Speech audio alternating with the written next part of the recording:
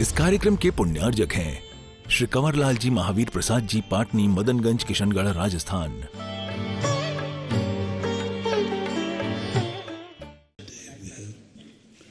जय श्री ओम नमः सिद्धेभ्य। सर्वमंगल मांगल्यम सर्वकल्याणकारकं प्रधानं सर्वधर्माणां जैनं जयतु शास्त्रम्। पंच परमेष्टि भगवान की आचार्य श्री गुरुवर कुंद महाराज की आचार्य श्री गुरुवर विद्यासागर महाराज की परम पूज्य 108 निर्यापक श्रवण जगत पूज्य मुनि पुंगव श्री सुधा सागर जी महामुनिराज की, मुनि संघ की।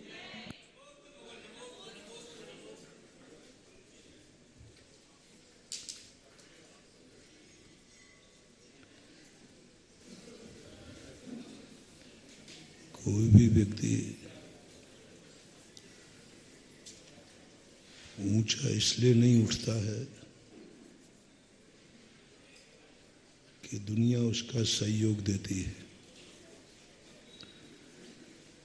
दुनिया में व्यक्ति महान जब बनता है जब वो दुनिया का सहयोग देता है। सारी शक्तियां भी तुम्हारे पक्ष में हो जाएं तो भी तुम्हारा विनाश ही विनाश है। जब जब हमारी दृष्टि में पर के सहयोग की भावना आती है कि कोई मुझे सहयोग दे, जब मेरी जिंदगी में कोई काम ना आवे तब हमारी दृष्टि में यह काम आवे।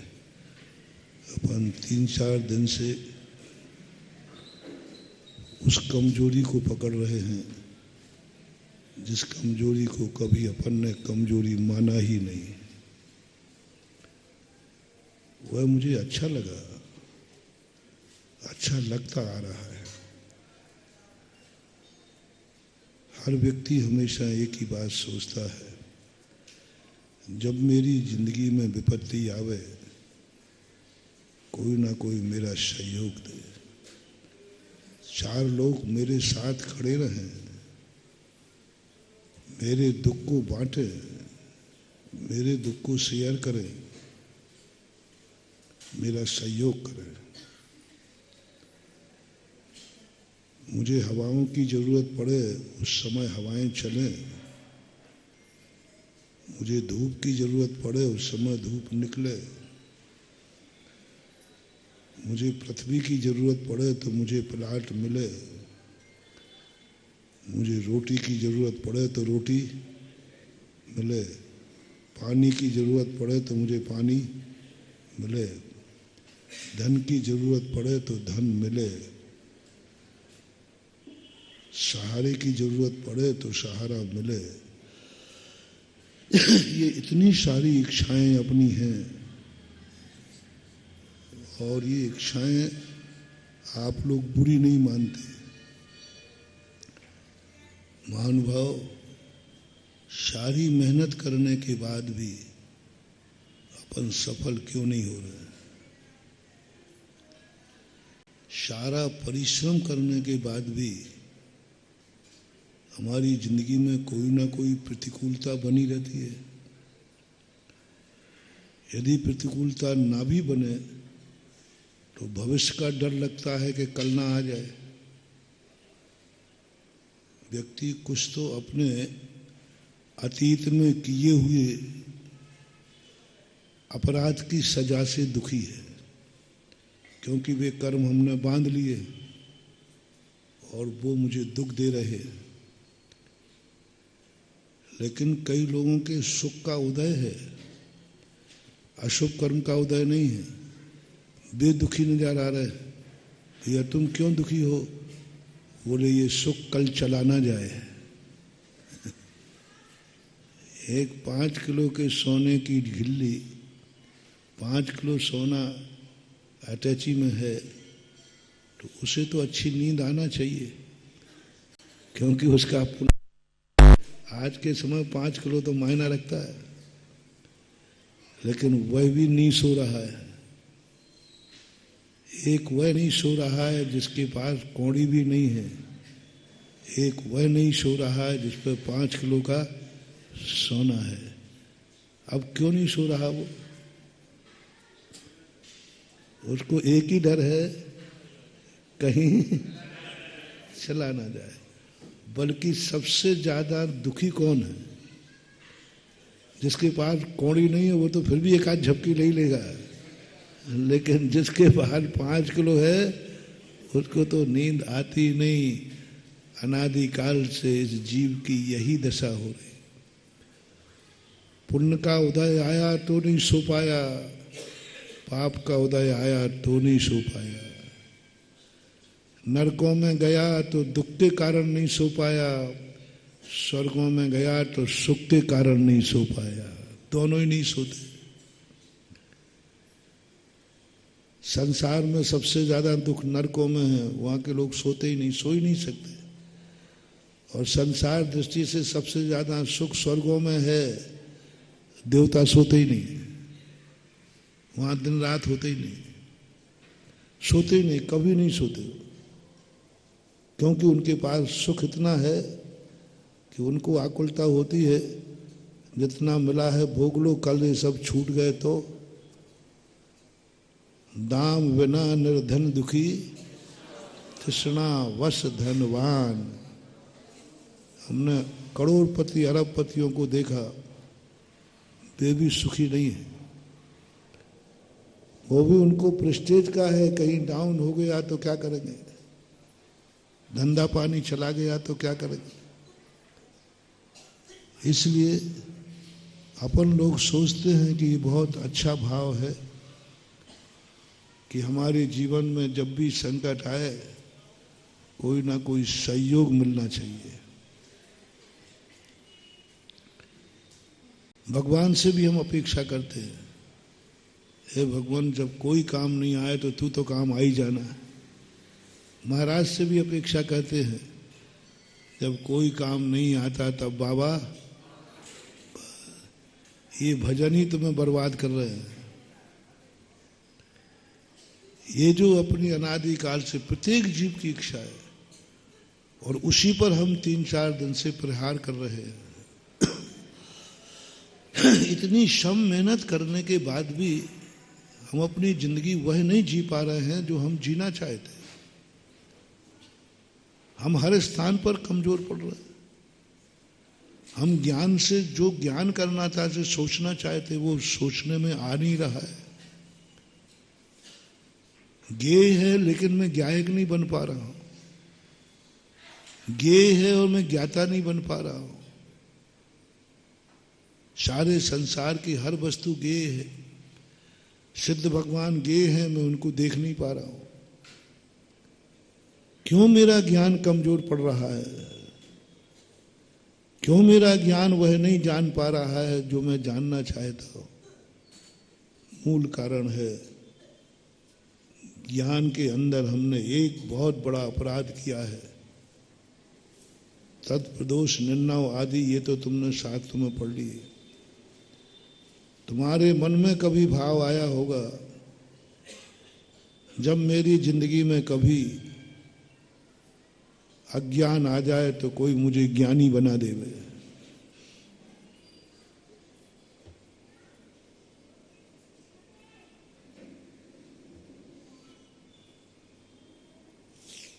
जब मैं भटक जाऊं तो कोई मुझे रास्ता दिखा देवे। जब मेरा ज्ञान काम नहीं करे कोई मुझे ज्ञान दे देवे। ये भावना अपन ने की, परिणाम ये निकला कि हमारा ज्ञान असमर्थ हो गया। हमारा ज्ञान असमर्थ हो गया। मैंने कहा था ना, मोटिवेशन कहता है तुम अपने आप को हतोत्साहित कर रहे हो। तुम पहले ही से कह रहे हो कि यदि मेरी जिंदगी में कभी ज्ञान नहीं मिले तो कोई मुझे ज्ञान दे देना। यही तो गलती की थी रामचंद्र जी ने। यही तो गलती की थी कई महान पुरुषों ने। जैन दर्शन के अनुसार दो मित्रों में एक बात हो गई कि जो पहले मरण करके जन्म लेगा, यदि वो वहाँ कहीं भटक जाए तो जो स्वर्ग में है वो आकर के उसको रास्ता दिखाएगा। उसी एग्रीमेंट के अनुसार तो जब रामचंद्र जी लक्ष्मण के शरीर को अपने कंधे पर रखते हैं, वो नहीं समझ पा रहे हैं कि ये मृत हो चुका है। उनका दिमाग ही काम नहीं कर रहा है। वो इतना नहीं सोचा। एक साधारण पुरुष सोच लेता है, साधारण पुरुष सोच लेता है कि ये मृत को प्राप्त हो गया, और इतने बड़े ज्ञानी कह रहे नहीं, मर ही नहीं सकता। ऐसा ज्ञान कुंठित क्यों हुआ? क्योंकि वे संकल्प पहले से ही करके आए थे, यदि मैं कहीं भटक जाऊं तो तुम मुझे संबोधन करने आना। बस ज्ञान ने कहा ठीक है, अब वो ही संबोधन करने आएगा, मैं कुछ नहीं करूंगा। तुमने मुझे पराधीन कर दिया, तुम्हें अपने ज्ञान पर विश्वास नहीं है, अपने ज्ञान पर विश्वास नहीं है, पराधीन कर लिया। परिणाम ये निकला। उसी समय के ज्ञान ने कहा अब जानो तुम्हारा वही मित्र आएगा बस समझाने के लिए। आना पड़ा। व्रत नियम लेते समय कई लोग कहते महाराज जी यदि व्रत लेते समय बाद में ये दोष लग जाए तो क्या करना है? गया काम से। अब वो व्रत में दोष लगेगा ही लगेगा, क्योंकि लेते समय तुम्हारे मन में भाव आ गया। गाड़ी से बाहर निकल रहे हो, स्टार एक्सीडेंट हो गया तो अब होगा ही होगा। अरे भाई रास्ते में पंचर हो गई तो क्या करोगे? पाना रख लिया कि नहीं? बस खत्म हो गया। टोकना एक बहुत बड़ी चीज है। देखो गाड़ी अच्छे से चलाना, गया काम से। तंत्र विद्या कहती किसी ने टोका है क्या? अब कहीं ना कहीं गाड़ी बहकेगी, क्योंकि पहले ही टोक लगी कि देख सावधानी से चलाना, तू बहुत उद्दंड है, बहुत तेज चलाता है। ये सारे उपदेश उस समय मत दो जब वो घर से कदम बाहर निकाल रहा है। ये उपदेश उस समय दो जब घर में बैठा हुआ है। उस समय ये भाव मत लाओ कि कहीं एक्सीडेंट हो गया तो। नकारात्मक परिणाम आने ही नहीं चाहिए। जब घर में बैठा है उस समय समझाओ, देख गाड़ी तेज नहीं चलाना चाहिए, ठीक से गाड़ी चलाना चाहिए, तू बहुत उद्दंड, जो कहना है उस समय कहो। लेकिन जिस समय जाए तो पॉजिटिव थिंकिंग दो, नहीं इसके हाथ से कभी एक्सीडेंट होगा ही नहीं, होगा नहीं, ये गलत हो ही नहीं सकता। पॉजिटिव दो। नकारात्मक देने से हमारी खुद की शक्तियां रूठ जाती है, खुद का ज्ञान रूठ जाता है कि जब मैं भटक जाऊं तो तुम मुझे संबोधन करना।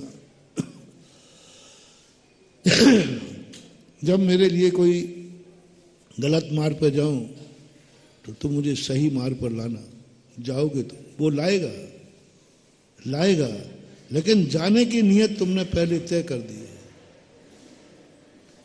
तुम्हारी जिंदगी में एक दिन ऐसा आएगा तुम्हें दूसरे की सहारे की जरूरत पड़ेगी, क्योंकि तुमने एक दिन भाव किया था पूजा करते समय कि हे भगवान जिंदगी में कभी संकट आवे तो कोई मेरा सहयोग जरूर कर देवे। जब मेरी जिंदगी में कभी गरीबी आए तो कोई 2 रुपया दे देवे।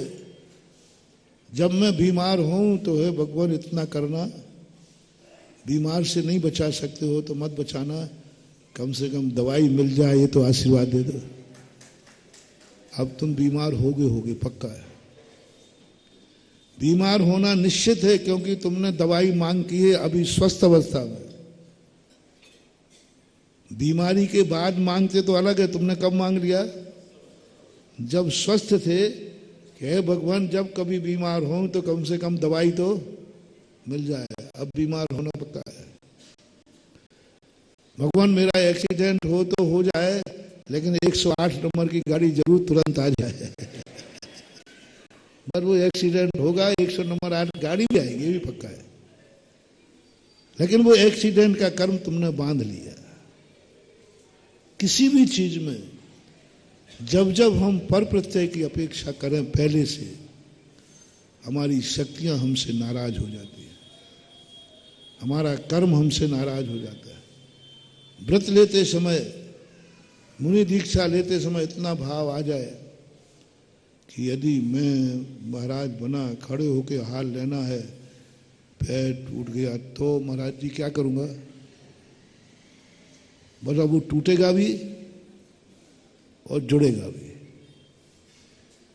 उस समय तुम्हारे लिए सबसे बड़ा, बहुत बड़ा मोटिवेशन है बंधु। जल्दी समझ में नहीं आएगा, हर व्यक्ति यही कहेगा महाराज जी ये तो सब व्यक्ति कहता है, बेटा चाहता है माँ मेरी उंगली पकड़ के चलाए, सब चाहते, हम भगवान का सहारा चाहते।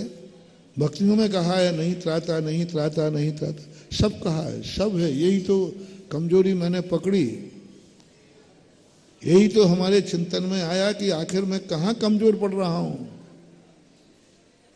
हम पहले से ही घड़ी में अलार्म भर के सोए हैं, अब तुम पहले उठ ही नहीं सकते जब तक अलार्म नहीं बजेगा।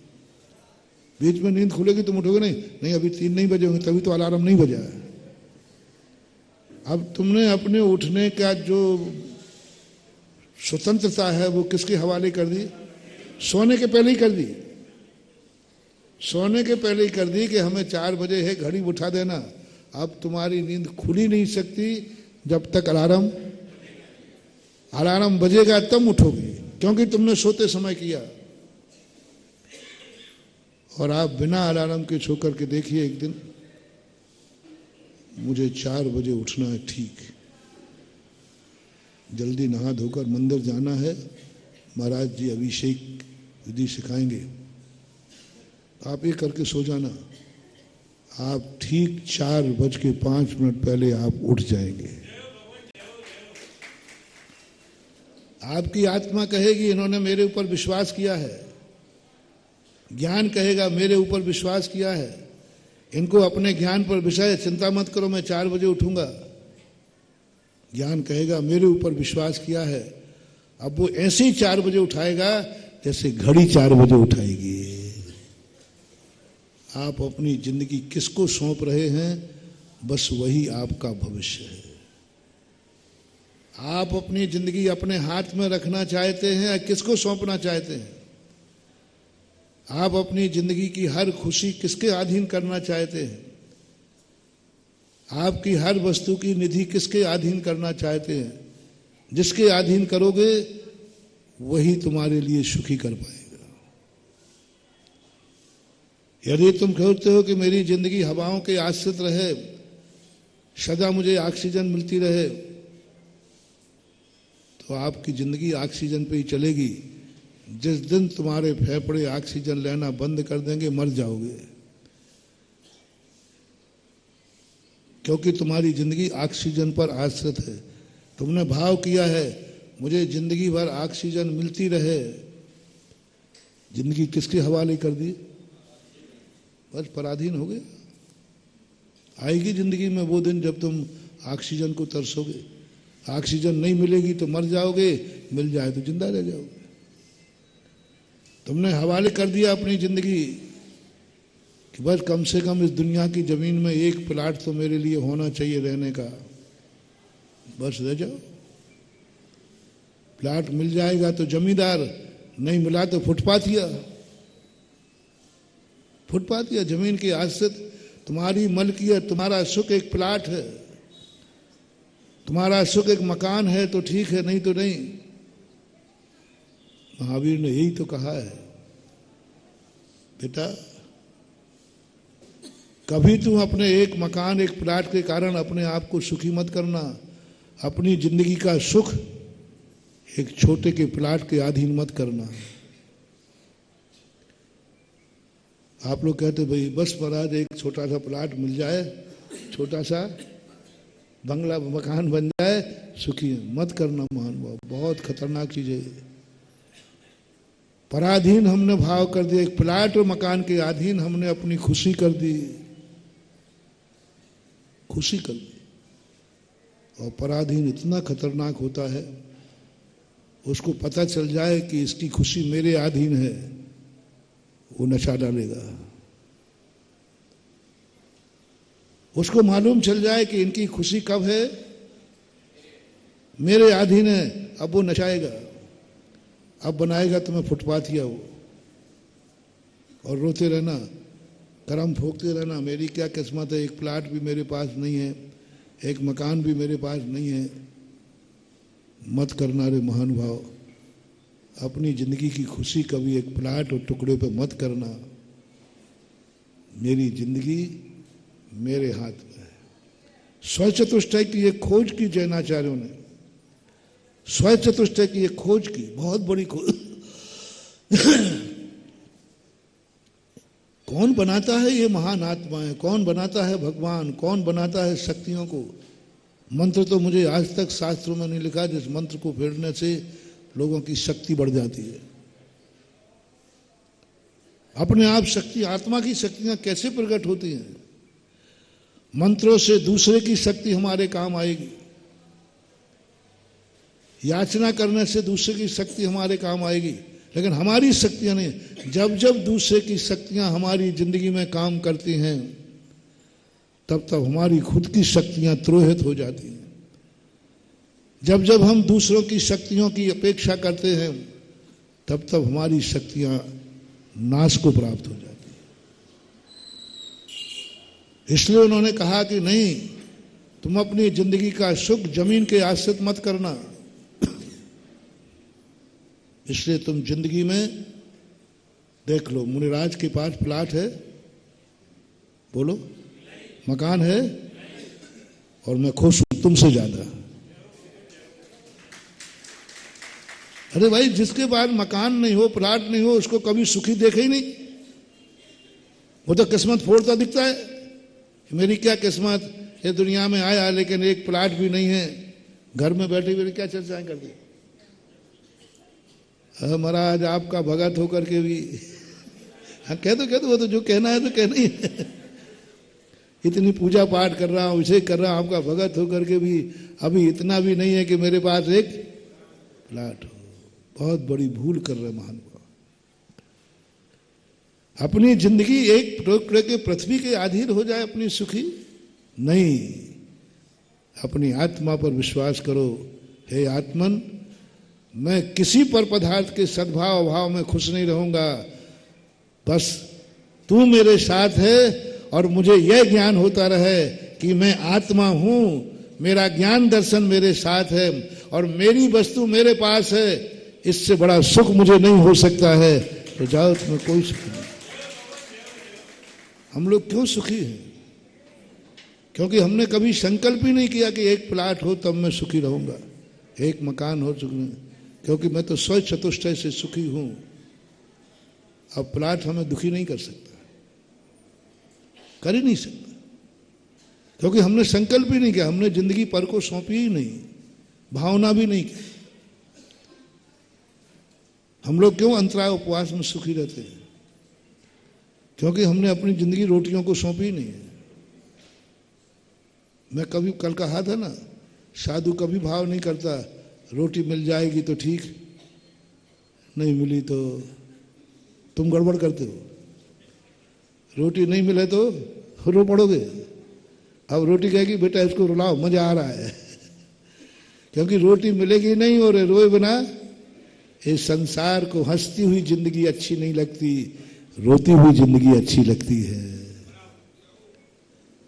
दूसरा रोता है, कर्म हंसता है, बोले मजा आ रहा है और रुलाओ, क्योंकि रोटी मिलते ही हंस जाएगा और नहीं मिली रो जाएगा। ज्ञानी कहता है सुन ले रे कर्म, मैं रोटियों का गुलाम नहीं हूं, रोटी मिलना मेरा सुख नहीं है, नहीं मिलेगी तो भी मैं उतनी ही सुखी रहूंगा जो मिलने वाले से ज्यादा रहूंगा।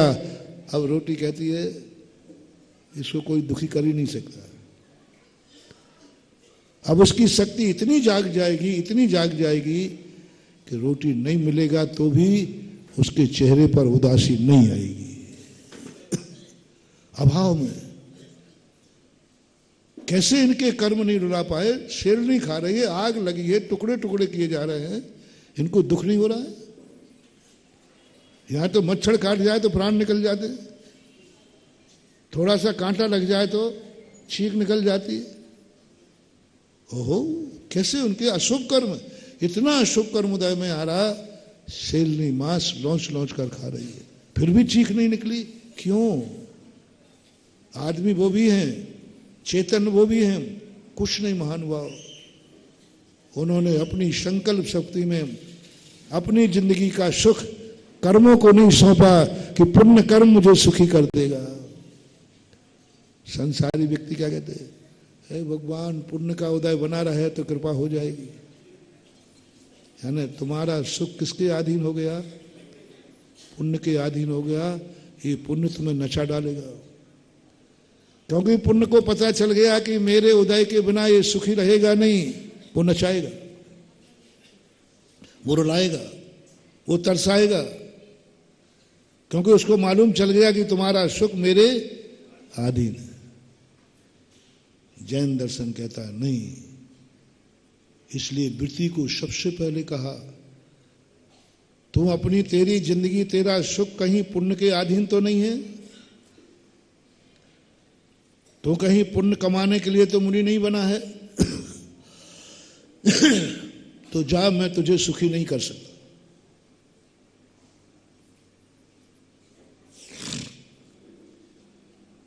जैन दर्शन एक सबसे बड़ी पूज्यवर कुंद स्वामी का एक खोज है। तुम्हारा सुख किस में है, बस इतना सा जवाब चाहिए। तुम दुखी हो? बोले हाँ। किससे दुखी हो? तुम्हें सुख चाहिए? हाँ। तुम्हें सुख किससे मिलेगा? नाम बताओ। तो तुम क्या बताओगे? भूख लगी है, रोटी मिल जाए। प्यास लगी है, रहना है, मकान मिल जाए। चलना है, गाड़ी मिल जाए। ठंड लग रही है, कपड़े मिल जाए। डर लग रहा है, कोई सहयोगी मिल। बस इसके अलावा तुम्हारे अंदर जितने भी भाव निकलेंगे सब किसी ना किसी का नाम तुम लोगे। भगवान मिल जाए, ये कहोगे। भगवान मिल जाए तो फिर मुझे कोई डर नहीं। गुरु मिल जाए तो मुझे कोई डर नहीं। बेटा कहता मां मिल जाए तो मुझे कोई डर नहीं, मैं सुखी हो जाऊंगा। एक दिन आप लिस्ट बनाना, क्या क्या चीजें आपको मिल जाएं जिससे तुम सुखी हो जाओगे। बना लेना, क्या क्या चीजें मिलने पर तुम कहोगे बस मिला, अब कुछ नहीं चाहिए। एक आध दिन बना के देखना। लिस्ट जमा भी कर दोगे ना तो दूसरे दिन महाराज जी एक नाम छूट गया, पक्का। तुम सोचोगे सब तो लिख दिया था, लेकिन अरे महाराज जी एक बार थोड़ा दे दो, एक नाम और छूट गया, वो लिखना है। जीवन एक फिसले सफर है कि मंजिल पर पहुंचा कि मंजिल बढ़ा दी। मंजिल पर पहुंचा कि मंजिल, वो मैंने कई बार सुनाया करता हूं। एक व्यक्ति था, बहुत दुखी था, बहुत दुखी था।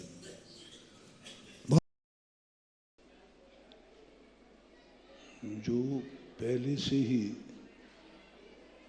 इतनी तैयारी कर लेते हैं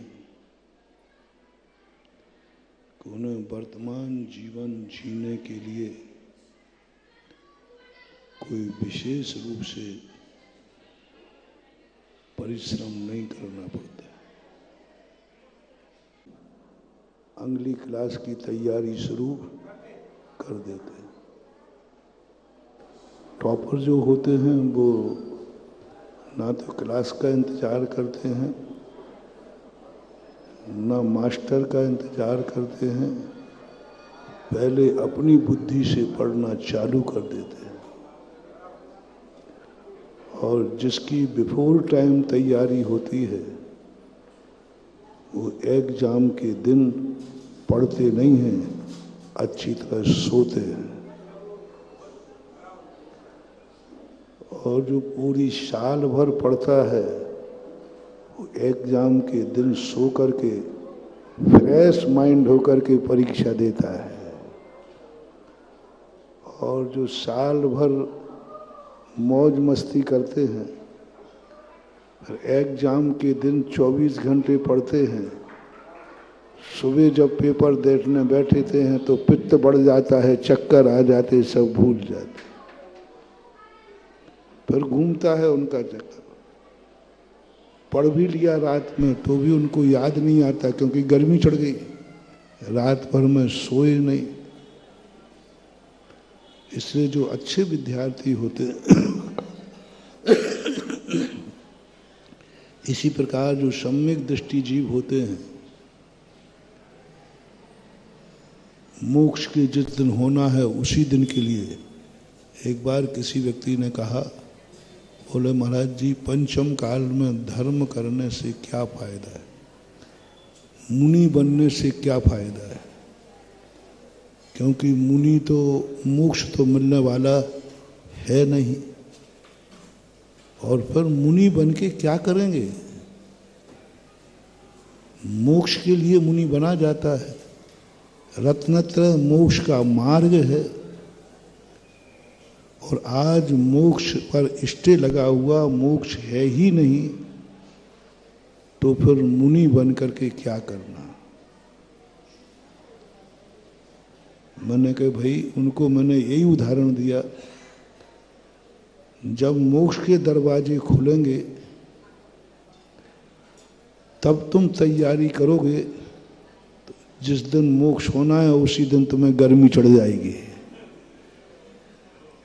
और हम लोग अभी मोक्ष का दरवाजा खुला नहीं है, बिफोर टाइम तैयारी कर रहे हैं, और जब मोक्ष का दरवाजा खुलेगा,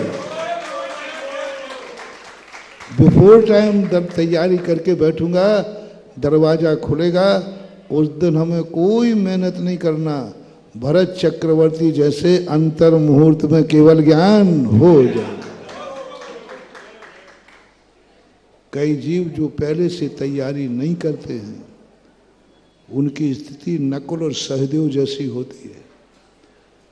मुनि भी बन जाएंगे, तैयारी न होने से अंत के दिन उसी समय आयु खत्म होना है, उसी समय परिणाम बिगड़ जाता है।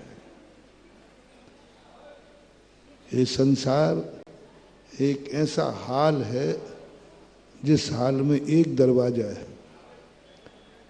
और संसार में हर व्यक्ति अंधा है।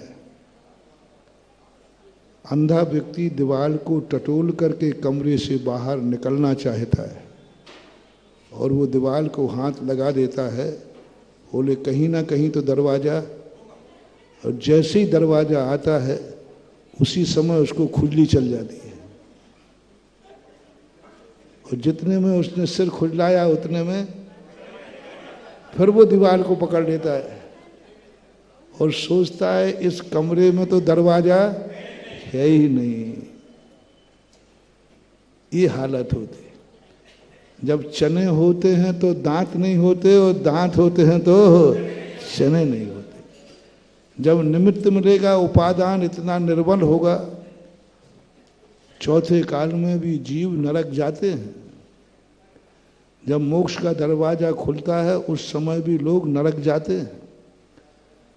अपन लोग भी उस चौथे काल में थे, लेकिन जैसे ही मोक्ष का दरवाजा आया अपन को खुली चल गई है, और जैसे ही खुजलाने के लिए हाथ गया, दीवार से हाथ हट गया। दरवाजा तो कितना सा होता है, 3 फुट 4 फुट का दरवाजा, और मोक्ष काल का दरवाजा तो 3 फुट का है। 1 फुट सम्यक दर्शन का, 1 सम्यक ज्ञान का, और 1 इतने बड़े संसार में 3 फुट का दरवाजा तो यूं निकल जाएगा 2 कदम में। यही हुआ है अपने साथ अनादिकाल से, क्योंकि अपन सोचने लगे जब फल मिलेगा, जब बीज बो देंगे, जब आग लगेगी तब कुआं खोद लेंगे। अभी से खोद के क्या करना, पैसे का वेस्टेज है। जब आग लगेगी तब कुआं खोदेंगे। जब व्यक्ति बीमार होगा तब दवाई ले लेंगे, दवाई खोजेंगे। भूख लगेगी तब हम व्यापार करेंगे, भूख लगेगी तब खेती करेंगे। जब अभी तो भूख लगी नहीं, खेती नहीं करना, काय के लिए कमाना। जब भूख लगेगी तब खेती करना शुरू करना, भूखे खेती होगी ही नहीं। भूख लगेगी तब खेती करना, और भूखे खेती होने वाली नहीं है। इसलिए कुछ ना कुछ तो आपको पहले से तैयारी करना पड़े। पंचम काल में जो व्यक्ति धर्म कर रहा है, जो व्यक्ति साधु त्यागी वृत्ति बन रहा है, पंचम काल में जो समाधि ले रहा है, पंचम काल में जो मंदिर जा रहा है, पंचम काल में जो मंदिर बनवा रहा है, पंचम काल में जो स्वाध्याय कर रहा है, पंचम काल में थोड़ा भी धर्म कर रहा है, समझ लेना चाहिए ये वही होशियार विद्यार्थी है जो एडमिशन के पहले छुट्टी में भी तैयारी कर रहा है। अच्छे विद्यार्थियों का लक्षण देगा, वे छुट्टी में घूमने नहीं जाते, वो छुट्टी में अगली क्लास की, अभी एडमिशन हुआ ही नहीं है तो भी किताबें खरीद लेते, एडमिशन हुआ ही नहीं किताबें खरीद लेते। बाजार में नहीं मिले तो पुराने विद्यार्थी से कह देते भाई तुम्हारी किताब हमें दे दो। ये सबसे बड़ी कला अपने अंदर आना चाहिए। मोक्ष का दरवाजा खुलेगा तब हम मुनि बन जाएंगे, नहीं बन पाओगे, बहुत दुर्लभ है। बहुत कम जीव हैं, मात्र अनंत संसार में 923 पुत्र गुडलक थे, बाकी सभी जितने मोक्ष गए सबके 10-10 भाव पहले से तैयारी की है। जितने तीर्थंकर थे सभी तीर्थंकरों ने 10 भाव पहले से तैयारी की, तब जाकर वे गोल्ड मेडल लिस्टेड हो पाए 10 भाव से। और 10 भाव में मोक्ष नहीं था। तीर्थंकरों के उठा लो, कितने भाव से मुनि बन रहे, वो काय के लिए बन रहे, उनको मालूम था मोक्ष होना नहीं, मोक्ष तो हमें तीर्थंकर से। यहाँ तक कि कितने मुनिराज समोषण में जाकर के भी बाद में मुनि बन जाते और ज्ञान कर लिया है कि हमें इस भाव में मोक्ष होने वाला नहीं है, फिर भी वो मुनि बन रहे। क्यों? तैयारी, बिफोर टाइम तैयारी करो। जब अपन को निमित्त मिलेगा, दरवाजा खुलेगा, उस समय हम तैयार रहेंगे तो कोई देर नहीं लगना। भरत चक्रवर्ती ने 10 भाव से तैयारी की, एक अंतर मुहूर्त में मोक्ष प्राप्त करके केवल ज्ञान प्राप्त कर लिया। तैयारी, और पहले से तैयारी है, और उस भाव में तुम सो भी जाओगे तो तुम फ्रेश। अंजन चोर 10 भाव का धर्मात्मा जीव था, उस भाव में थोड़ा बिगड़ गया, लेकिन तैयारी 10 भाव की थी तो उस भाव का बिगाड़ भी उसका कुछ नहीं बिगाड़ पाई, और वो भी केवल ज्ञान प्राप्त कर लिया। अक्सर कर लोगों की धारणा बनी है फल मिले तो कार्य करो,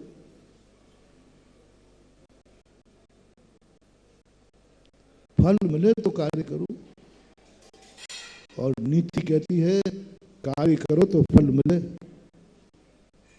कार्य करो तो फल मिले। और तुम्हारी आदत है कि पहले फल बताओ क्या मिलेगा फिर करूंगा। एक राजस्थान में एक प्रांत है, वहां पर पूछते हैं चाय पियो तो बनाऊं, बालावत जी भोजन करो तो बनाऊं। अब बताओ वो सामने वाला क्या कहेगा? नहीं नहीं साहब नहीं, और बुंदेलखंडी पड़ गया तो भूखों मरेगा, क्योंकि बुंदेलखंडी के कितनी भूख लगे वो 2 बार मना तो। नियम से भाई नहीं नहीं नहीं हम पी के आए और पेट में पीना है, भोजन कर, नहीं नहीं सब मैं तो करके आया हूँ। अच्छा करके आए तो फिर ठीक बात है। तो वहाँ के लोग इतने बेशरम हैं कि कोई पूछता कि चाय पियोगे, नहीं पीने ही आया हूँ, सीधी कह देते हैं। भोजन करोगे, नहीं खाने के लिए आया हूँ, मैं तो वहीं से चला था कि वहाँ भोजन करूँगा। यानी दोनों ग्राहक भी होशियार हो गया और दुकानदार भी। ऐसे ही तुम करोगे, महाराज जी यदि आप आओ तो फिर चौका लगाऊं, नहीं है, कई लोगों की आदत बन जाती है, बन रही है। भैया पूछ लो महाराज के आने के विचार हो तो, अब हमें ऐसा लग रहा है कि आएंगे तो नहीं महाराज। कई लोगों को स्वयं मालूम है कि महाराज तो नहीं आएंगे। इसका अर्थ है कि उन्हें अपनी चोरी पता है कि महाराज नहीं आएंगे। दो तरीके से, या तो वे जान रहे हैं कि हमसे कोई पाप ऐसा हो गया है, पाप ऐसा हो गया है कि महाराज नहीं आएंगे, कोई गलती हमसे हो गई है कि महाराज नहीं आएंगे, हमारा खुद का पुण्यहीन है इसलिए महाराज नहीं आएंगे। तीन बातें। पढ़ने के लिए वही विद्यार्थी नहीं जाता जिसको मालूम है मैं कुछ भी करूं पास होने वाला नहीं हूं, मैं कुछ भी कर लूं पास होंगे ही नहीं, तो कहते अब काय को बुलाना पड़ना। ऐसे लोग संसार में हैं कि हम कुछ भी करें हम पुण्यहीन हैं। जब तुम्हारे मन में ये भाव आ जाए कि मैं कुछ भी प्रयास करूं मुझे ये पुण्य लाभ मिलने वाला नहीं है, मैं कितनी प्रयास करूं मेरे यहाँ महाराज नहीं आएंगे। क्यों? कोई ना कोई गलती तुमने की है, इसका अर्थ आत्मा बोल रही है, या अतीत में तुमने कोई ऐसा अंतराय कर्म बांधा है वो आवाज आ रही है, दो के अलावा आवाज आ नहीं सकती। या तो वर्तमान में तुमने कोई अपराध कर डाला है जो तुम्हें कह रहा है कि देख तूने ऐसा पाप कर लिया है, अब तू महाराज को आहार देने लायक, और या फिर अतीत का अंतराय कर्म करा रहा है, तू कुछ भी कर ले तो महाराज नहीं आएंगे। क्योंकि कर्म कहता है तूने अतीत में ऐसा अंतराय कर्म बांधा है, ऐसी गलती की है कि तू कुछ भी कर लेना तो नहीं आएंगे। ये दो आवाजें जब तुम्हारे अंदर आवे तो क्या करोगे? क्या करोगे? कितने प्रयास करो मैं पंचकर्ण की बोली नहीं ले पाऊंगा। पहली बात तो है कि मेरे भाव नहीं है, पहली बात तो है मेरे भाव नहीं। तो समझ लेना कि तुम्हारा धन कह रहा है, धर्म कह रहा है इस पापी को कंजूस बनाओ। धर्म हर व्यक्ति का पैसा नहीं लेता, ये धर्म भिखारी नहीं है, साधु भिखारी नहीं है, हर किसी के हाथ का हार नहीं लेता। साधु की भी आत्मा बोलती है किसके यहाँ जाना, कहाँ जाना, हर किसी के यहाँ जाने का भाव नहीं होता। धर्म भी कहता है ये पैसे वाला है, ये बोली ले लेगा, ये बोली ले लेगा। अब क्या करें, इसको कैसे रोकें? तो धर्म कर्म से कहता है देख तू इसको रोक सकता है, इसके पैसे को या तो पापों में लगवा दे या इससे जुआ खिलवा दे या रावण जैसा इसको भोगी अय्यास बना दे, धर्म से इसको दूर कर दे, तो इसका पैसा धर्म में नहीं लग पाएगा, ये बोली नहीं ले पाएगा। ये धर्म की बहुत बड़ी मोनोपोली है। धर्म और कर्म दोनों एक ही सिक्के के चिट्टे पुट्टे हैं। जैसे कि पुलिस और अदालत दोनों एक ही है, दोनों में कोई अंतर? पुलिस का काम अदालत करती है, अदालत काम पुलिस अपनी केस कहाँ भेजती है और अदालत रिमांड पे कहाँ भेजती है? बस ये दी सेम। धर्म अदालत है, कर्म पुलिस है। धर्म कहता है इसको रिमांडर पे ले जा, ये धर्म के लायक नहीं है, अपराधी है, रिमांडर पे ले जाओ। और पुलिस जब रिमांडर पे लेती है तो उसको अपने अपराध को कबूल हो जाता है। ऐसे ही धर्म कहता है इस पापी को रिमांडर पे ले कर्म, और ऐसे ऐसे इससे कर्म कराओ,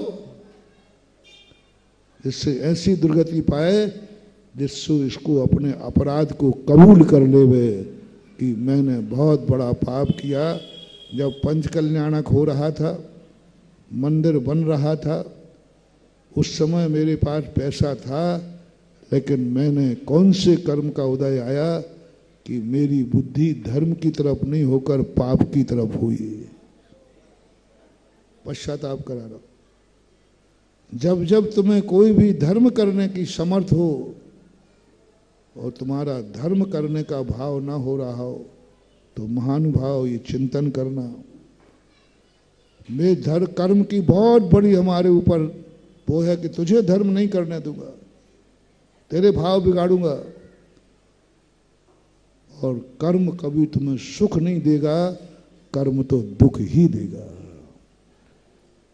कर्म कभी अच्छे मार्ग की तरफ नहीं ले जाता। मैंने कहा ना, पुण्य के उदय में भी व्यक्ति पाप ज्यादा करते हैं, धर्म कम करते हैं। इसलिए उस समय तुम्हें सावधान होना है। उस समय तुम्हारे परिणाम समझना चाहिए। भाव नहीं हो रहे हैं, अय्यासी करने का भाव हो रहा है, उस समय तुम किसी गुरु की शरण में जाओ। उनसे नहीं कह रहा हूं जिनके धर्म के भाव हो रहे हैं, जिनके मुनि बनने के भाव हो रहे हैं, जिनके पंचकर्णक में इंद्र बनने का भाव हो रहा है, उनसे नहीं कह रहा हूं। जिनके भाव नहीं हो रहे हैं उनसे पूछो, वे आवे, महाराज मैं समर्थ हूं फिर भी मेरे भाव क्यों नहीं हो रहे? सेठ सुदर्शन अपने पिताश्री की दीक्षा पर बोलते हैं, गुरु महाराज मुझे भी ये मुनि पद धारण करना है, लेकिन मैं क्यों नहीं ले पा रहा हूं? मेरा क्या कारण है कि मेरे भाव नहीं हो पा रहे हैं? तब मुनिराज कहते हैं, तुमने एक ऐसा निधत्त निकाचित कर्म बांधा है, उस कर्म को भोगे बिना तुम दीक्षा नहीं ले पाओ। और उसको काटने का तरीका एक ही है कि कर्म कितना भी रोके और कर्म को पछाड़ करके तुम धर्म में आगे आ जाते हो तो कर्म हार गया और तुम जीत गए। कई बार मजिस्ट्रेट के निर्णय पुलिस के निर्णय पर हो जाते हैं। पुलिस ने क्या कबूल करवाया? कर्म ने क्या कबूल करवाया? पुण्य के उदय का कर्म आवे और वो पाप की प्रेरणा देवे कि पाप कर सकते हो और अपने आप को रोक देना। तुम सब कुछ कर सकते हो, तुम हिंसा कर सकते हो, पर पुरुषार्थ करो, मैं हिंसा नहीं करूंगा। सामने पूरे निमित्त बन रहे हैं मारने के, पर मैं नहीं करूंगा। झूठ बोलने का पूरा निमित्त बन रहा है, सामने वाला विश्वास में है, तुम जो कह दोगे वह मान लेगा। तुम्हारी बात पत्थर की लकीर है, कोई तुम्हारी बात को झूठा नहीं कहेगा। मैंने ऐसा विश्वास जमा रखा है। सत्य घोष, उसने ऐसा समाज में विश्वास बना लिया था कि कभी यदि मेरे से झूठ निकल जाए तो जनेऊ में कैंची बांधता था, मैं अपनी जीभ काट लूंगा। विश्वास जीत लिया सबका। अब उसने उस विश्वास का दुरुपयोग किया मित्र के रत्नों को कह दिया नहीं। वो जानता था मेरी बात पर कोई अविश्वास करेगा ही नहीं। ऐसा समय आ जाए तब भी नियम ले लेना, मैं झूठ नहीं बोलूंगा।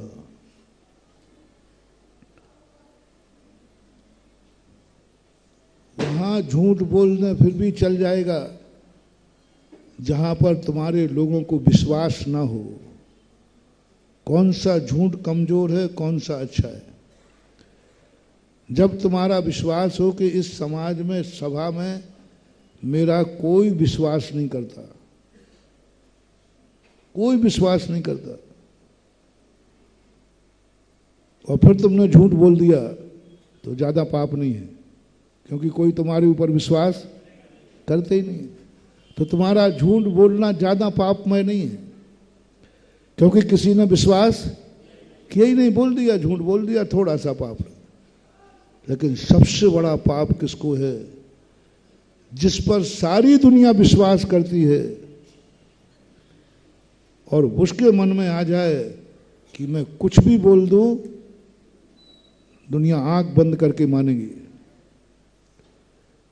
मेरी बात को कभी कोई झूठ मान ही नहीं सकता, इसलिए मैं झूठ बोलता हूं। बस सीधा 7वां नरक है, कोई दूसरा बीच में कोई स्टॉप नहीं। क्योंकि तुम्हें मालूम था कि सब व्यक्ति मेरे पर विश्वास, और फिर तुमने झूठ बोला। ज्यादातर कौन ठगता है? किसको ठगते हो तुम?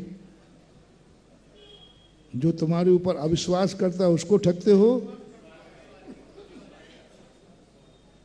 जो विश्वास करता है उसी को तुम ठगते हो। और तुम्हें मालूम है कि ये ग्राहक मेरी बात को झूठा पर ठगेगा।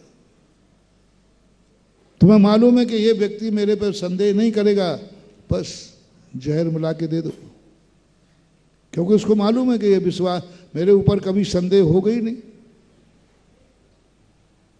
वो घटना भी घट जाएगी तो कोई संदेह करेगा नहीं, कि सब समाज को मालूम है कि मैं कभी गलत कर ही।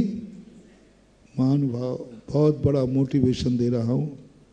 कभी जिंदगी में जिसको तुम्हारे ऊपर विश्वास हो उसको मत ठगना, बाकी तुम जानो तुम्हारा काम जाने।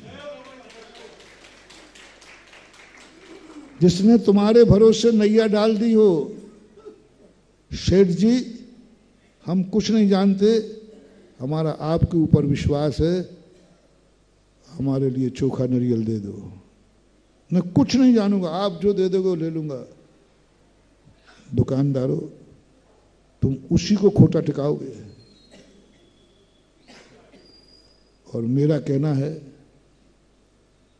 जो तुम्हारे सेठ जी हमें आपके ऊपर विश्वास नहीं, मैं खुद ही को छांटूंगा, उसको ठग लेना तो कोई बात नहीं, लेकिन उसको मत ठगना जिसने कहा सेठ जी आप जो दे दोगे वही प्रमाण है, हमें आपके ऊपर विश्वास है। उसको कहीं खोटा नारियल मत दे देना। जाओ, तुम्हें जन्म जन्म तक भी तुम ठगी करते रहोगे तो भी दुर्गति नहीं जाओगे, क्योंकि तुमने विश्वासघात नहीं किया है। झूठ बोलना बड़ा पाप नहीं है, विश्वासघात करना बड़ा पाप। झूठ बोलना कोई पाप नहीं। संसार में झूठ बोले जाते, बोलते, पर विश्वासघात नहीं करना। जिसको तुम्हारे ऊपर विश्वास है, विश्वास था मनोवती को कि मेरा पति मुझे कभी गलत कर ही नहीं सकता, उसी स्त्री के साथ तुमने विश्वासघात किया। जो स्त्री इतनी समर्पित है कि मेरा पति कभी मेरा बुरा, उसी विश्वास का फायदा उठाया। सासू ने कहा बेटा तेरी पत्नी पतिव्रता है, तुझे परमेश्वर मानती है और इतना विश्वास है तो तेरे ऊपर, बस अब इतना विश्वास है तू इसे ठग सकता है। ले जा मटके में सांप, वो खोल के देखेगी तो अरे देखेगा ही, तेरे ऊपर विश्वास है। इतना विश्वास वाली से विश्वासघात किया सांप का हार बन गया, और विश्वासघाती का क्या हुआ? हार का नाग बन गया। चमत्कार देखो, विश्वासघात जिसने किया वो हार भी नाग बन गया, और जिसने विश्वास किया नाग भी। तो पहले आप अपने घर से शुरू करो। जो जो तुम्हारे ऊपर विश्वास करते हो उनसे कभी झूठ मत बोलना।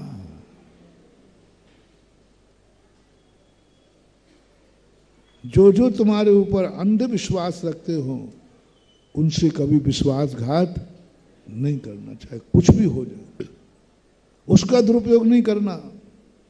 और 99% लोग विश्वास वाले से ही विश्वासघात करते हैं, क्योंकि ये विश्वास करते हैं। ऐसे व्यक्तियों का राजा बसु ने झूठ बोला था, इसलिए नरक नहीं गया। यदि एक झूठ बोलने से नरक हो जाता तो इस सागर का क्या होता?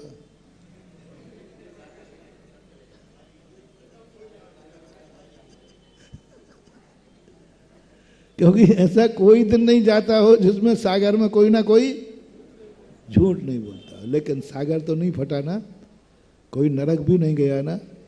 क्यों नहीं गया? क्योंकि तुम पे कोई विश्वास करते ही नहीं।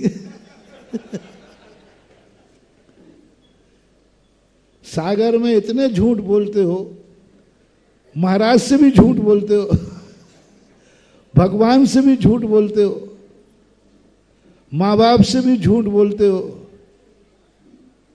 अब तुमसे नहीं पूछ के श्री पत्नियों से पूछो ये कितना झूठ बोलते हैं। महा झूठा, धीरे से पूछ लेना। और झूठ मत बोलना, शेयर करना। पत्नी ने तुमसे किस बार सही बोल रहा हो, तुम्हारा झूठ कोई नहीं है। सबसे ज्यादा व्यक्ति झूठ बोलता है तो पत्नी से। आप स्वीकार कर रहे कि प्रमाण दूं? नहीं, सीधे सीधे स्वीकार कर लो तो प्रमाण नहीं दूंगा, और नहीं तो मेरे पास प्रमाण भी रखा है, मैं प्रमाण दे दूंगा।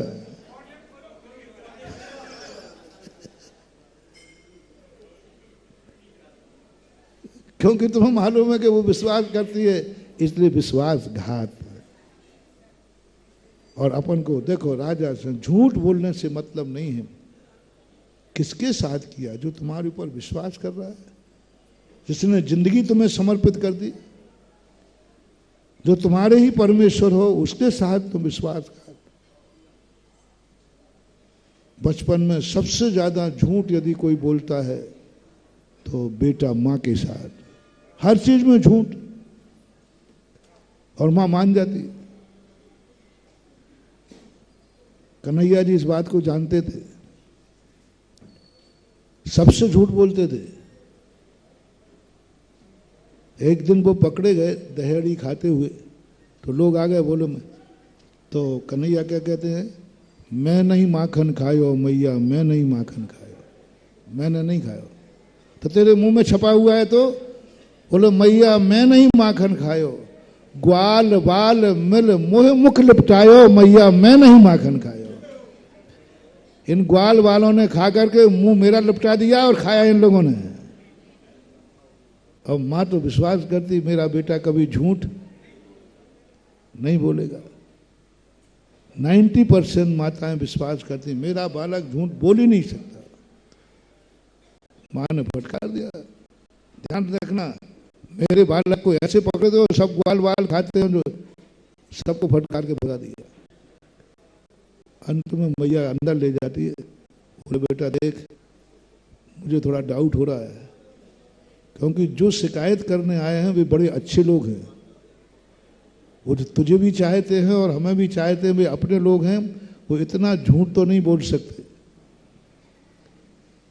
अब कन्हैया ने कहा अब यदि झूठ बोल गया तो सीधी पृथ्वी फटेगी, क्योंकि उस समय तो गांव वालों का सवाल था, अब तो मां का सवाल है, जिसने गांव वालों के सामने कहा है मेरा बेटा झूठ नहीं बोल सकता। कन्हैया ने गांव वालों के सामने झूठ बोल दिया, स्पष्ट झूठ बोला, मैंने नहीं खाया। अब कन्हैया तो होशियार थे, सतमा से व्यक्ति की एक्स्ट्रा बुद्धि होती है, हाँ एक्स्ट्रा माइंड होता है। उन्होंने कहा अभी तक तो चल गया झूठ बोलना, लेकिन जिस माँ ने सारे समाज के सामने कहा हो कि मेरा बेटा झूठ, अब यदि इस माँ के सामने झूठ बोल दिया तो विनाश है। बोल बेटा क्या बात है, तू झूठ क्यों बोलता है? अब कृष्ण तो बहुत आंगरे, बोलिए मैं झूठ बोलते ही नहीं हूं। तो बाहर क्या बोल रहा था? बोले माँ तू सुनती बहुत ऊंचा है। मैं ये बोल रहा था मैं नहीं माखन खायो मैया, मैं नहीं माखन खायो, मैं नहीं माखन खायो मैया। अब सुनती तो हो ही नहीं, अकेले डांट लग जाती है। क्या अंतर कर दिया? बाहर क्या बोला? मैं नहीं माखन खायो, और माँ के सामने क्या बोला? मैं नहीं माखन खायो मैया, मैं नहीं माखन खायो। ये होता है कुशल। झूठ भी बोलना तो कहाँ बोलना, दुश्मनों के सामने, अपनों के सामने झूठ बोलना दुर्गति का कारण है। माँ के सामने झूठ क्या बोल रहा है? कहते खाया है बस, क्या करेगी माँ? हर पाप कोई ना कोई गुण लिए होता है।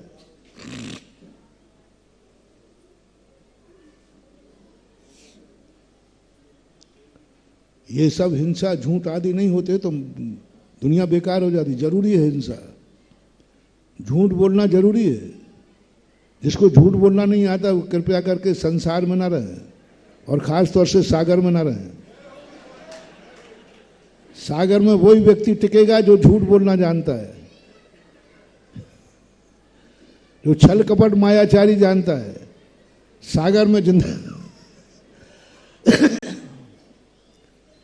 चाहिए। संसार इसी से चलता है, 5 पापों से ही संसार चलता है। लेकिन बस इतना सा सीख लेना, मैं तुम्हारा पाप नहीं छुड़ा रहा हूं, तुम्हारा झूठ बोलना नहीं सिखा रहा हूं। बस इतना सा मेरा कहना है। गुरु इसलिए नहीं बनाना कि वो झूठ बोलना त्याग करा देवे, वो तो तुम्हारे बस की बात, और मैं कराऊंगा नहीं, क्योंकि मैं अपने भक्त की गृहस्थी नहीं बिगाड़ूंगा, मैं नहीं कराऊंगा। जैनाचार्यों ने नहीं कराया।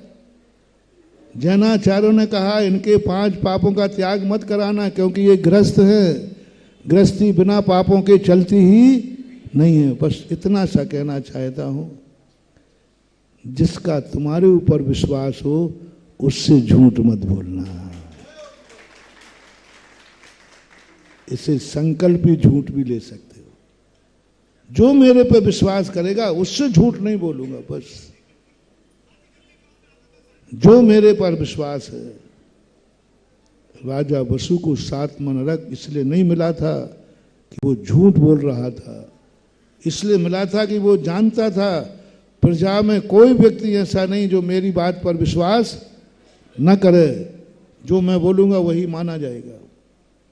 पृथ्वी फट के सिंहासन सहित नीचे चला गया, क्योंकि उसने विश्वास वाले व्यक्तियों के साथ विश्वासघात किया था। इसलिए जब तुम्हारी जिंदगी में नियत में ऐसा बन जाए, धर्म की स्थिति बने कि मेरा मन धर्म करने का नहीं हो रहा है, मेरा मन धर्म करने का नहीं हो रहा है, मेरा मन नहीं हो रहा, मेरे पास पैसा है लेकिन मेरा मन पंच कल्याणक में बोली लेने का नहीं हो रहा है, तो महानुभाव सावधान हो जाना। ये धर्म और कर्म की मोनोपोली है, तुझे पापी सिद्ध करने का तरीका है, धर्म से दूर करने का तरीका है। इस पापी की बुद्धि हरो, ये कहीं धर्म ना कर लेवे, ये मंदिर ना आ जावे, ये कहीं महाराज का प्रवचन ना सुन लेवे। पाप कहता है इसको मुझे तो दुर्गति भेजना है, और ये सुन लेगा तो मामला। एक चोर अपने बेटे से कहता, बेटा कभी दिगंबर मुनि का प्रवचन मत सुनना, जिस दिन सुन लेगा उसी दिन तू पैतृक धंधे को चौपट कर देगा। चोरी का बाप दादा से चोर थे वो, मरते समय कहा बेटा ये धंधा सलामत रहेगा, बस कभी दिगंबर मुनि का प्रवचन मत सुन लेना। और जिस दिन सुन लिया उसी दिन, क्योंकि उन्हें मालूम था कि दिगंबर मुनि का प्रवचन ही ऐसा होता है। ये मेरी अंतिम इच्छा है। पिताजी ने कहा, बेटे ने कहा ठीक है पापा नहीं सुनूंगा, वैसे ही टाइम कम मिलता है, वैसे ही हम चोर हैं तो सबके बीच में खुले जा नहीं पाते, चोर और अपराधी सबके बीच में खुला नहीं आ सकता, क्योंकि वो जानता है हमें पीट देंगे लोग, पकड़ लेंगे लोग, क्योंकि उसका अपराध डराता है। जो निरपराधी होता है वो दुनिया के बीच में आने से डरता नहीं, क्योंकि मैंने अपराध किया ही नहीं, डर किस बात का। पुलिस वाले से पूछा मैंने कि भाई आप अपराधी को कैसे पकड़ते हो, कोई अवधि ज्ञान है, कोई डिटेक्शन आपके पास है?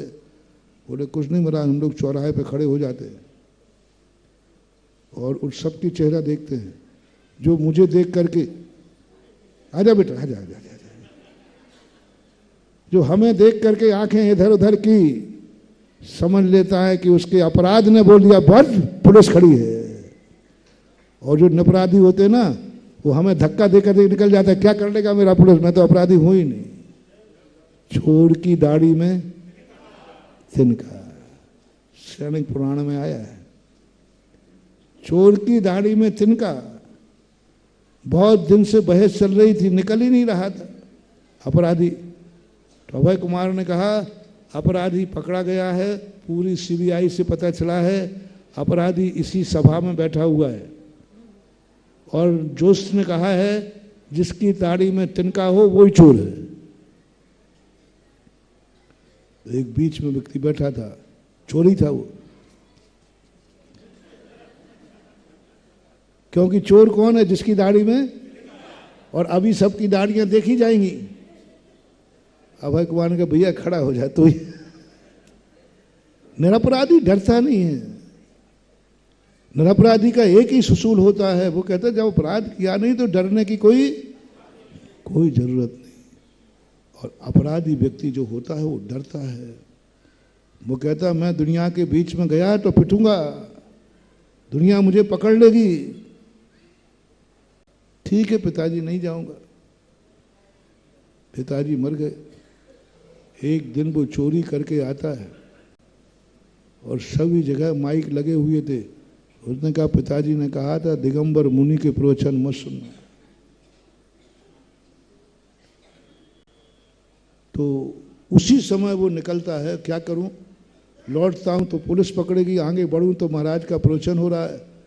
उसने कहा पिताजी ने कहा था सुनना मत, तो उसने कानों में उंगली डाली और दौड़ लगा दी। और जहां ठीक माइक लगा था वहीं पर गोबर पड़ा था,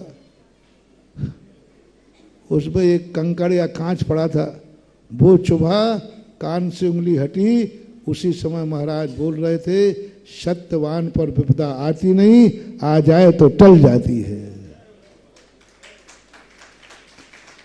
और एक शब्द कान में पड़ गया, चोर ने कहा हमारी तो पूरी जिंदगी विपदा में है, ये वाक बहुत अच्छा दे रहे हैं, चलो एक दिन अजमा लेते। सार छुट्टी कर रहा हूं, चोर घुस गया राजा के यहाँ दरबार में, सेठ के यहाँ। कौन है? बोले चोर हूं साहब।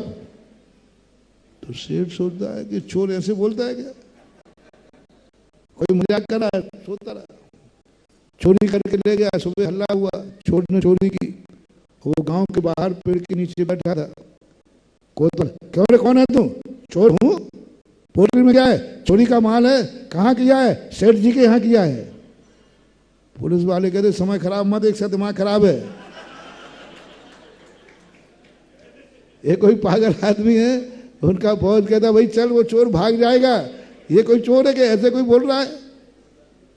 और वो बच गया। उसने कहा वाह गजब, आज तक झूठ बोलता रहा तो भागता रहा, और सत्य बोल रहा हूं तो कोई मुझे पकड़ ही नहीं रहा है। महाराज ने सही कहा था जब एक वाक्य में इतनी ताकत है तो पूरे प्रवचन में कितनी होगी।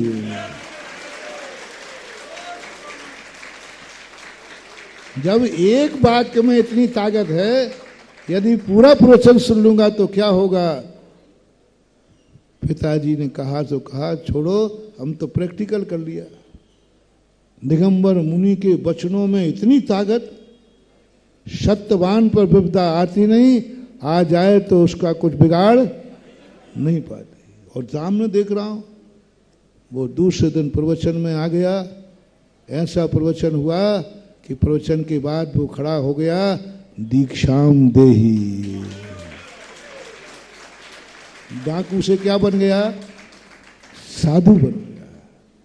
हैं ऐसे जो डांका डालने आए थे, विद्युत चोर मुनि महाराज, विद्युत चोर 500 मुनियों का चोरी डालने आया था, गज कुमार के या जम्मू कुमार का। 500 चोर चोरी करने आए थे रात में। लेकिन उस बैरागी के जब वचन सुन करके गज कुमार के साथ या जम्मू कुमार के साथ, जम्मू स्वामी के साथ 500 चोरों ने दीक्षा ली। उन चोरों ने जो रात में डांका डालने आए थे, 500 चोर आए थे। और सुबह जम्मू कुमार की दीक्षा होती है और सुबह 500 चोरों की दीक्षा होती है।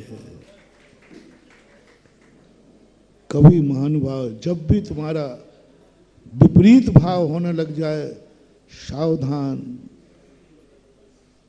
तुम किसी धर्म को करने में, रिपीट कर रहा हूं, मोटिवेशन, जब किसी तुम्हें धर्म करने का निमित्त मिले और तुम्हारे भाव नहीं हो रहे हों और तुम कर सकते हो, 3 बातें ध्यान रखना।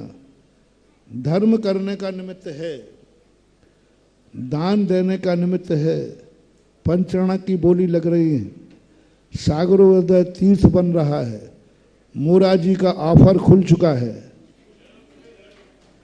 भाग्योदय खुली किताब है आपके सामने। चारों तरफ से दान के मौके हैं, चारों तरफ। इस समय चारों दिशाएं खुली हैं सागर में, पूरा सब तरफ से, जहां चाहो वहीं से धर्म कर सकते हो। सुबह चाहो तो सुबह, दोपहर में चाहो तो दोपहर में, शाम को चाहो तो शाम को, आज चाहो तो आज, कल चाहो तो कल। हर दिन कोई ना कोई नई योजना तुम्हारे सामने आ रही है।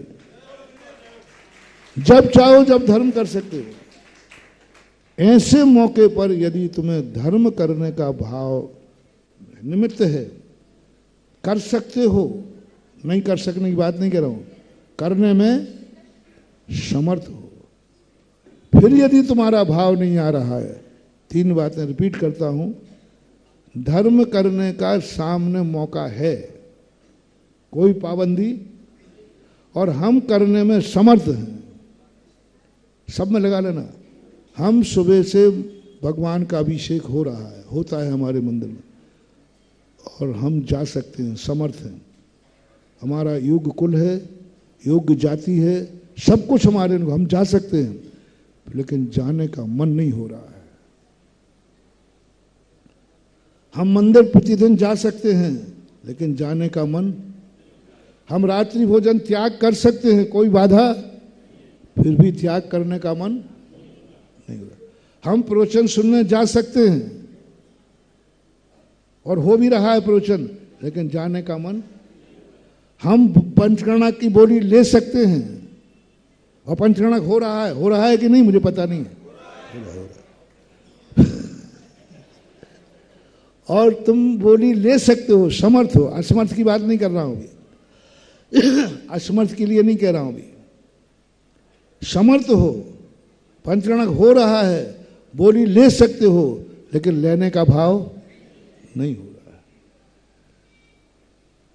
तुम हार दे सकते हो, देने के योग्य हो, फिर भी तुम्हें चौका लगाने का भाव नहीं हो रहा है। तुम माला फेर सकते हो, माला फेरने का समय है, फिर भी माला फेरने का मन। ऐसी स्थिति में सावधान, धर्म और कर्म ने तुम्हें पापी घोषित कर दिया है और दोनों ने मिलकर तुम्हारा दिमाग बिगाड़ दिया है। सावधान, टाइटल हो, समर्थ हो और निमित्त सामने हो, पूज्यवर ज्ञान सागर महाराज ने लिखा, सब कुछ निमित्त सामने हो, उपादान समर्थ हो, फिर भी यदि वह ठर्रा मूंग नहीं सीजा, समय पर बोया है, खेत भी अच्छा है, पानी खाद भी, फिर भी अंकुर नहीं आ रहा है, तो ये ठर्रा मूंग है। सींचने वाला सब कुछ सही है, खेत सही, पानी सही, खाद सही, समय पर किसान ने बोया है, फिर भी अंकुर नहीं आया, समझ लेना ठर्रा मूंग है। उदाहरण दिया उन्होंने, कैसे जानूं कि अभव्य और भव्य है, कैसे जानूं कि दूरान दूर भव्य है।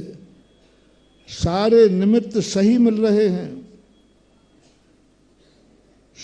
कुल भी अच्छा, जाति भी अच्छी, क्षेत्र भी अच्छा, गुरु भी अच्छे, शास्त्र भी अच्छे, धर्म भी अच्छे, परिवार भी अच्छा, सब कुछ अच्छा ही अच्छा है, फिर भी तेरे धर्म के परिणाम नहीं हो रहे हैं, समझ लेना चाहिए लगता है तू अभव्य है। क्योंकि सारे निमित्त मिलने पर अंकुर ना आवे, क्या बात है। बीज दिखा लिया, बीज अच्छा है, खेत दिखा लिया, खेत भी, बोने का समय भी और खाद पानी भी, फिर भी नहीं आ रहा है। क्या है? वंशता भूम कहलाता है। ऐसे ही कहीं सावधान, तुम्हारी आत्मा, मामला गड़बड़ है। निमित्त सामने है, समर्थ हूं, फिर भी भाव नहीं हो रहा है, समझ लेना इन दोनों ने मिलकर मुझे पापी घोषित कर दिया है कि इसको बाहर निकालो, उसके परिणाम बिगाड़ो। ये ठर्रा मूंग है। मत करना ये गलती, मत करना ये गलती, विनाशकालीन होती है। उल्टे भाव होते हैं, सब कुछ होकर उल्टे भाव होते हैं। तुम जान रहे हो सब कुछ विनाश का निश्चित है। रावण जान रहा था कि मैं गलत हूं, रावण जान रहा था राम सही है, रावण जान रहा था सीता सही है, रावण जान रहा था विभीषण सही बोल रहा है, रावण जान रहा था मंदोदरी भी रावण जान रहा था राम का युद्ध करना सही। मूर्ख नहीं था रावण, सत्य को जानता था, असत्य को भी जानता था। मूर्ख नहीं है, लेकिन कषाय, मान कषाय कहती है। सब जान रहा, उसने अंत में कहा भी, मैं सब जान रहा हूं कि मैंने जो किया वो, और राम जी सही है। विभीषण को लात मारने का पाप क्यों लगा? क्योंकि वो जान रहा था विभीषण सही बोल रहा है। यदि उसको अनुभूति होती कि विभीषण गलत बोल रहा है, तो बड़े भैया की लात मारने से कोई पाप नहीं लगता। क्योंकि उसने लात क्यों मारी है? क्योंकि भैया गलत बोल रहा है। विभीषण गलत बोल रहा है। अपने से अधीनस्थ व्यक्ति यदि गलत कार्य करे और उसका बाप या उसका बड़ा भाई लात मारे, तो वो तो पाप है क्या? क्योंकि गलत करने पर लात मार सकता है। लेकिन रावण को इसलिए पाप नहीं, इसलिए पाप लगा क्योंकि वो जान रहा था कि विभीषण सही बोल रहा है, उसके बावजूद ही लात मारी, इसलिए उसकी दुर्गति। रावण ये जानता कि राम गलत कर रहे हैं, मैं सही हूं, तो दुर्गति नहीं जाता, इतना निंदा नहीं होती। लेकिन वो जान रहा था कि मैं गलत हूं और राम मंदोदरी सही है, सारी दुनिया सही है, मैं गलत हूं। और जान करके उसने महाजिद्द, मान कसाय, मैं कैसे झुकूं? सवाल प्रेस्टेज का है, मैं कैसे झुकूं? मर जाएगा, मर जाऊंगा, लंका बर्बाद हो जाएगी, हो जाऊंगा, दुर्गति में पड़ेगा, चला जाऊंगा, निंदा होगी, हो जाएगी, लेकिन मैं सत्य के सामने झुकूंगा नहीं। किसके सामने? और नीति क्या कहती है? असत्य के सामने कभी असत्य के सामने झुकना नहीं, चाहे मर जाओ, और सत्य के सामने झुके बिना रहना नहीं, चाहे मरना भी पड़े तो मर जाओ। कसाई इतनी जाग गई, वो कहता मैं सत्य के सामने नहीं झुकूंगा। बस ब्रह्मांड कांप गया। जो सत्य के सामने नहीं झुक सकता है, इतना मानी है, जाओ फेंक दो इसको नरक में। कर्म और धर्म ने ऐसी पॉलिसी खेली कि कहां सोने की लंका और कहां नरक, कहां 3 खंड का राज, कहां तीसरे नरक के दुख। मात एक कसाय, मात सत्य को जान करके उसे स्वीकार नहीं कर रहा है, समर्पित। आपके मन में भी कभी ऐसा भाव आ जाए कि सही तो यही है, करना तो, फिर भी करने का भाव नहीं हो रहा है, सावधान हो जाना। बहुत बड़ी दुर्गति होने वाली है तुम्हारी। बहुत बड़ा मोटिवेशन कर्म में और धर्म ने बहुत बड़ा सम्मेलन कर लिया है। इस पापी के कभी भाव मत करना। कब कहा मैंने? जब तुम जान रहे हो ये करने योग्य है, करना चाहिए, फिर भी करने का भाव नहीं हो रहा है। और तुम जान गए ये करने, बोलो मंदिर आना चाहिए कि नहीं? नहीं, मना कर दो, नहीं आना चाहिए। अंदर से बोलना भाई, देखो आना चाहिए कि नहीं, अभिषेक करना चाहिए कि नहीं, पूजा करना चाहिए नहीं, पंचकर्णा करना चाहिए नहीं, पंचकर्णा में दान देना चाहिए नहीं, मंदिर में दान देना चाहिए कि नहीं, अच्छा मोरा जी के ट्रस्टी बनना चाहिए कि नहीं? नहीं, थोड़ा मैं थोड़ा ऊंचा सुनता हूं, क्योंकि बोलने वाला थोड़ा सा बोलने में उपयोग रहता है ना। बनना चाहिए कि नहीं? सागरोदय तीर्थ बनना चाहिए नहीं? अच्छा रात्रि भोजन त्याग करना चाहिए नहीं? अच्छा महाराज के प्रवचन सुनना चाहिए या नहीं? सब में हाँ है, बोलते नहीं हो। पीछे वालों, महिलाएं, आर्यिका बनना चाहिए नहीं? मुनि बनना चाहिए नहीं? प्रतिमा लेना चाहिए नहीं? छुल्लक छुल्लकानी बनना चाहिए नहीं? अब मरोगे बेटा, अब मरोगे बेटा। यदि नहीं नहीं कह देते ना, नहीं बनना चाहिए, धर्म नहीं करना चाहिए, मंदिर नहीं नहीं आना चाहिए, मुनि नहीं बनना चाहिए, कुछ नहीं, सब में नहीं नहीं बोलते तो बेटा बच जाते। तो इतने कहते, ये सब मिथ्या दृष्टि है, छोड़ो इनसे, माथा फोड़ी कौन करे। जब कोई तुम गंदे व्यक्ति होते ना, क्यों उसके मुंह लगते हो? भैंस के सामने बीन बनाने से कुछ होने वाला नहीं है। क्यों माथा फोड़ी कर रहे हो? ये कहते ना अपन, अरे भाई उससे माथा फोड़ी क्यों कर रहे हो? क्योंकि वो समझने वाला नहीं है। समझाया किसको जाता है? तो आप लोग समझदार हो, सिद्ध हो गया।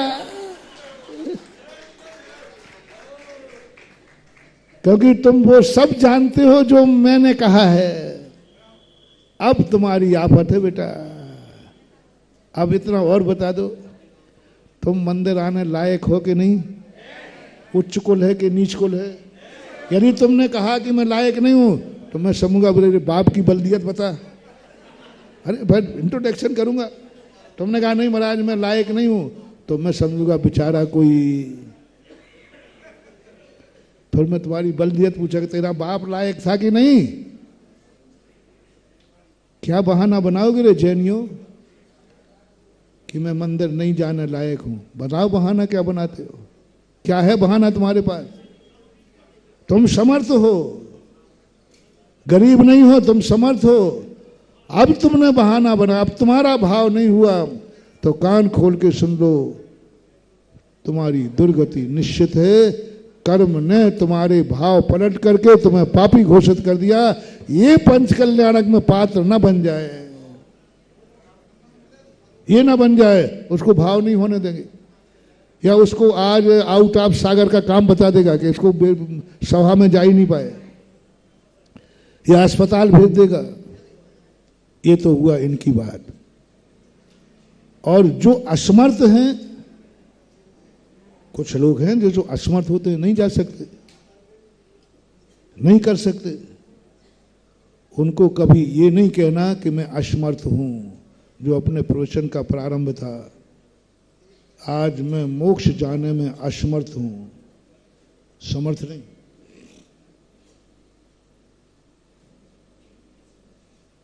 मोक्ष जाना चाहिए या नहीं? मेरे से पूछो, जाना चाहिए। अब महाराज आप समर्थ हो कि नहीं? नहीं हूं, मैं समर्थ नहीं हूं, 100% मैं समर्थ नहीं हूं। मैं मोक्ष की जाने योग्यता मेरे में नहीं है। जैसे मैंने अपने आप को पेश किया, ऐसे ही आप समर्थ नहीं हो, आप बोली नहीं ले सकते, गरीब हो, आप मंदिर नहीं जा सकते, अंधे हो, आप भगवान का दर्शन नहीं कर सकते, आप रात्रि भोजन त्याग नहीं कर सकते, आप समर्थ नहीं हो। ऐसा कुल है, ऐसी जाति है। आप व्यसन का त्याग नहीं कर सकते, आप मांस का त्याग नहीं कर सकते, आप हिंसा का त्याग नहीं कर सकते, क्योंकि आप असमर्थ हो। फिर उस समय तुम्हारे अंदर क्या करना है? मैं असमर्थ हूं, लेकिन मैं जितना कर सकूंगा, भले मोक्ष मिले या नहीं मिले, लेकिन मुनि तो बन के रहूंगा। प्रवचन का प्रारंभ यही था। मोक्ष नहीं है, लेकिन मैं मुनि तो बनूंगा। अभी मेरा एडमिशन नहीं हुआ है, लेकिन छुट्टी के दिन में भी पढ़ाई शुरू करूंगा। ये है मेरठ लिस्टेड में आने का तरीका। अब हम लोगों का नंबर जल्दी आएगा। बोले जब मोक्ष नहीं था तब भी इसने पुरुषार्थ किया है, इसका अर्थ है हम लोग अब बहुत जल्दी, आचार्य जी तो पहुंच गए, हम लोग भी पहुंचने वाले हैं। कल कंचनबाई पहुंच गई वहीं। क्यों? बिफोर टाइम तैयारी है जी। मोक्ष नहीं है, फिर भी मोक्ष मार्ग पर चल रहा हूं। मेरी समर्थ नहीं है, लेकिन मैं बोली के पंडाल में जाऊंगा और बोली शुरू करूंगा। हर जिसके समर्थ नहीं है वो एक बार ताकत लगाएं। कहां जा रहे हो? बोले पंचरण की बोली लूंगा। कौन सी बोली लोगे? बोले 100 धर्मंद की। कितने रुपया है? बोले 1000।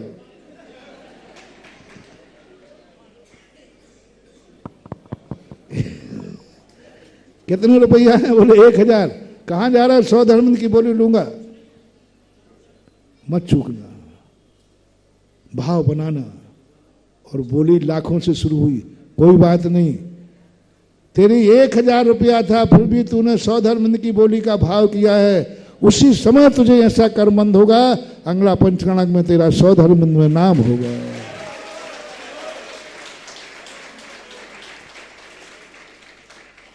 कहां जा रहे हो?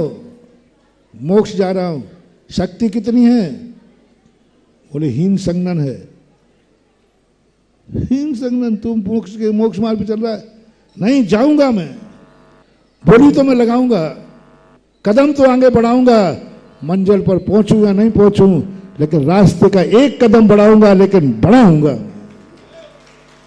अगले भाव में कर्म कहेगा, इस व्यक्ति ने 1000 रुपये में भी इतनी बड़ी बोली लेने का भाव किया था, अब इसको समर्थ बनाओ। जब मोक्ष के दरवाजे नहीं खुले थे तब भी इसने मोक्ष मार्ग में चलने का साहस किया था। अगले भाव में कर्म हमारी ऐसी व्यवस्था बनाएगा कि अंतर मुहूर्त में केवल ज्ञान प्राप्त करा के मोक्ष भेज दे। बिफोर टाइम तैयारी करो। इसलिए अपने आप को असमर्थ हो तो भी असमर्थ महसूस नहीं करना, पुरुषार्थ करो। नहीं एक विद्यार्थी का इस कार्यक्रम के पुण्यार्जक थे श्री कंवरलाल जी महावीर प्रसाद जी, पाटनी, मदनगंज, किशनगढ़, राजस्थान।